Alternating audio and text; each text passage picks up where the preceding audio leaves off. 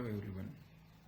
This is going to be the first session wherein I will be covering on the theory aspect of ASME Section 8 Division 2 Part 5, and I will start with the very interesting statement: design by analysis is going to be future of static equipment design.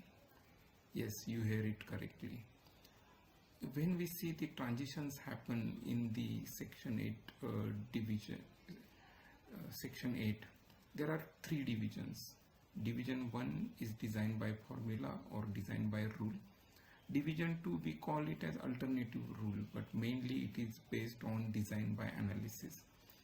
And design by analysis is going to be the future of static equipment design. We have seen that there are certain changes in code happening every 2 years, wherein certain part of division 1 is now shifted to the division 2. Earlier they shifted UHX, that is used for the design of heat exchanger, and the recent addition they have shifted the plant design as per appendix 2 again into the division 2. So the design by analysis give more freedom to the designer to design components for which design guidelines are not present. Also, if the components are complicated or loading is complicated, that's where design by analysis method provides very upper hand to the designer and provide them the way to qualify their equipment to meet the ASME requirement. Now let's understand, we can use design by analysis in division 2, but what if my vessel is designed as per division 1? Am I eligible to use the division 2 rules? So we'll understand that first. When we see these U2G clause of division 1, it clearly mentions that division 1 doesn't cover the all aspects of different type of constructions or the manufacturing process. So based on the understanding between the authorized inspector, designer can take a call and they can use either mandatory appendix 46. So we'll see what appendix 46 is all about. Other option is they can do the proof testing as per UG 101, or they can use any recognized standard like some other standards and having the allowable stress criteria from UG 23. Now when I talk about the mandatory appendix 46, this is about the guidelines for using the division 2 rules for division 1 vessel, and we can use it we can use those rules, and here there are different guidelines provided for the how to use those rules, what are the additional load cases we have to consider, and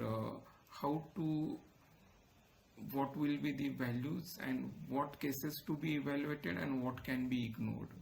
So when we talk about vessel design as per division 1, we have to use the allowable stress values as per given in table UG 23.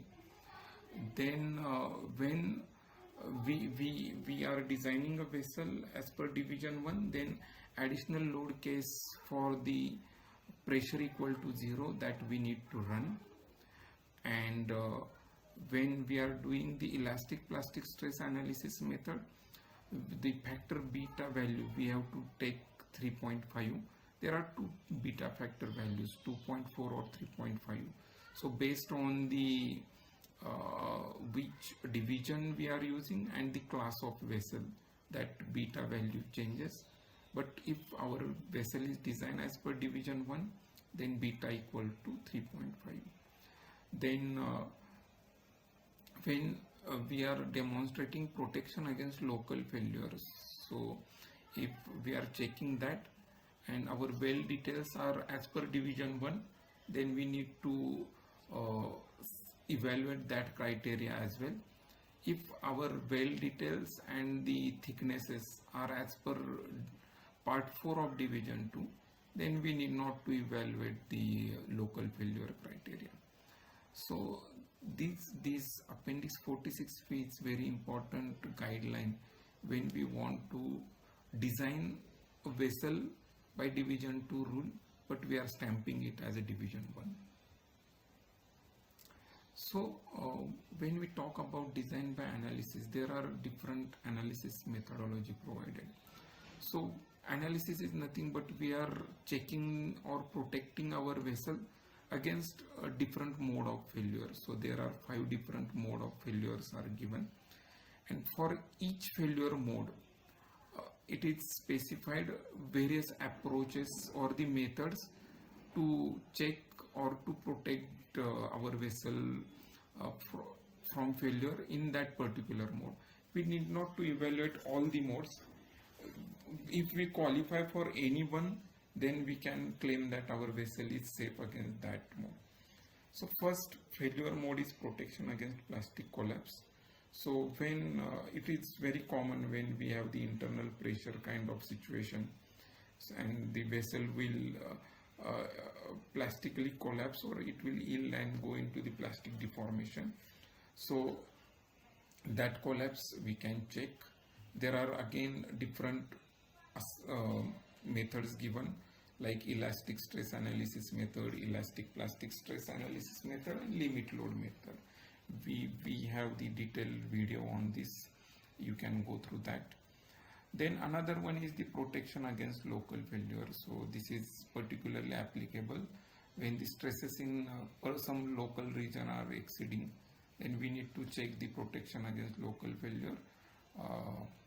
And as I told earlier, it is not necessary to evaluate protection against local failure if component design is in accordance with the part 4 of division 2, wherein particularly component wall thickness and well details are as per 4.2. Protection against collapse from buckling. So when buckling will occur, so any load when applied result in a compressive stress field, that will result in overall buckling of the components. So in order to avoid buckling, we need to check that the stresses and we need to do a design by analysis to protect our equipment from buckling. Next one is interesting, protection against failure from cyclic loading. Many of us are aware about the fatigue failure. Fatigue failure is nothing but the failure occurring from the cyclic nature of the load. So loads are reversing in nature and they are following the same pattern. So in that case, component will fail prematurely because of the cyclic nature of loading or because of fatigue failure. Fatigue is very common word we are using day-to-day design department function. Then last one is the protection against failure from creep damage. So creep is a phenomenon occurring at high temperature, wherein the intermolecular forces are less, and if any crack is developed in that and the loading is applied or pressure is applied on such a component, then at elevated temperature that crack will propagate and the failure will occur in that part. So when we talk about the numerical analysis, so we need to do this stress analysis against each applicable mode of failure. We need to consider we need to develop a model with proper loading, we need to apply proper material properties, and we need to do the post-processing of result and comparing that with the acceptance criteria. Now this aspect is more important. Like many people ask me about which simulation software is to be used to perform the finite element analysis to qualify vessel as per part 5 or design by analysis. So here is explanation given in code. So I will just read it out. Recommendation on stress analysis method, modeling of component and validation of analysis results are not provided. While these aspects of design process are important and shall be considered in the analysis, a detailed treatment of subject is not provided because variability in approaches and design processes. So this is very important thing.